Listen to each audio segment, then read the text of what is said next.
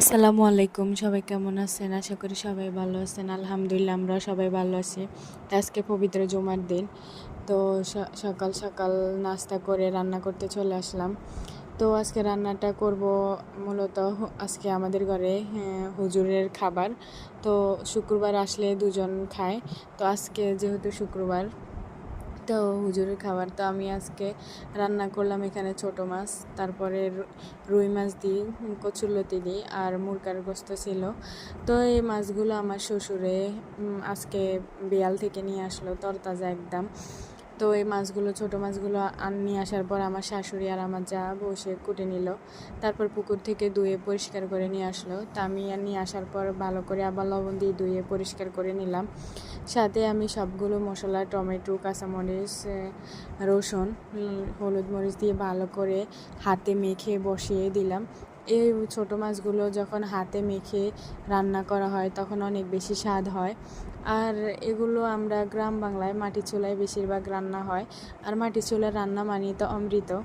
তো আমি সবগুলো একদম হাতে মেখে বসিয়ে দিলাম। বসিয়ে দেওয়ার পর সামান্য একটু পানি দিলাম। পানি দেওয়ার পর ভালো করে কষিয়ে আমি অনেকবার বলক দিয়ে রান্না করে নিলাম। তো এখানে দেখতে পাচ্ছেন সবগুলো মাছ একদম পারফেক্টলি কালার আসলো। তারপরে এই তো আমার রান্নাটা শেষ। তারপরে এর মধ্যে ছিল কচুরলতি। তা আমাদের নতুন বাড়িতে প্রথমবার আমি যখন লতি তুললাম তখন অত বেশি লতি ছিল না। এখন মাশাআল্লাহ অনেক বেশি লতি হয়েছে, যেহেতু এগুলো পরিচর্যা হয়েছে। এগুলো কিছু গাছের গোড়ায় কিছু রাসায়নিক সার দেওয়া হয়েছে, মানে হালকা কিছু সার। সার বলতে ওরকম সার না, যখন আমরা পুকুরে যে মাছের জন্য খৈল দিই না, সরিষা খৈল, ওই খৈলটা ভিজিয়ে রাখার পর কয়েকদিন তারপর আমাদের গাছে, কচু গাছের মানে দিল। দেওয়ার পর অনেক বেশি মাশাআল্লাহ লতি হয়েছে।